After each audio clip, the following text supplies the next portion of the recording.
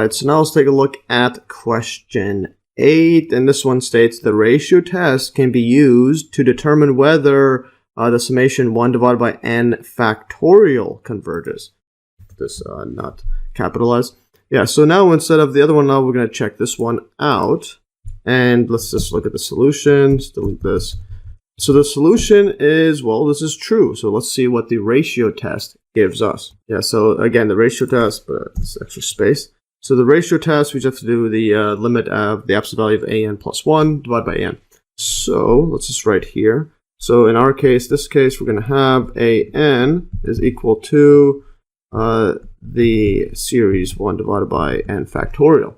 So in our case, now we're going to have the limit as n approaches infinity of the absolute value of an plus 1 over an. This equals 2.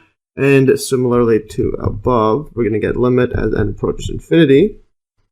And then the top one will have 1 over n plus 1 factorial divided by 1 over n factorial. And once again, all this inside is greater than or equal to 0. So we're just going to have, all this positive, so we can remove the absolute values. So this equals to the limit as n approaches infinity. And notice this part right here. So this one goes on top, and this will just be n factorial. Put this here, n factorial over n plus 1 factorial.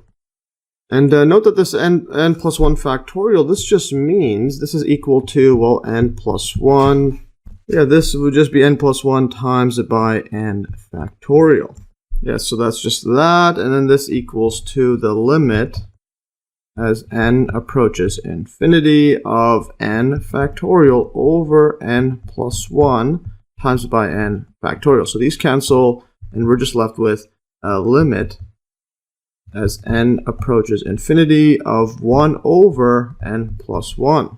And here, just move things around just to fit it in. And so this is a limit as n approaches infinity of 1 divided by n plus 1. So this just means, well, this whole thing is going to be, well, yeah, this will just be, well, 1 over, n goes to infinity, so infinity plus 1, it's still infinity, so this goes to 1 over infinity and goes to 0.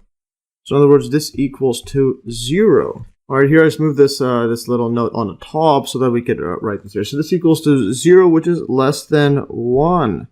We could box this out. And since this is less than 1, so that we go back to the ratio test. So this equals to L and it's less than 1, therefore it's convergent. So absolutely and therefore regularly convergent. So this is convergent. So I'll just write converges. Put the arrow, put a block around. And so that is convergent.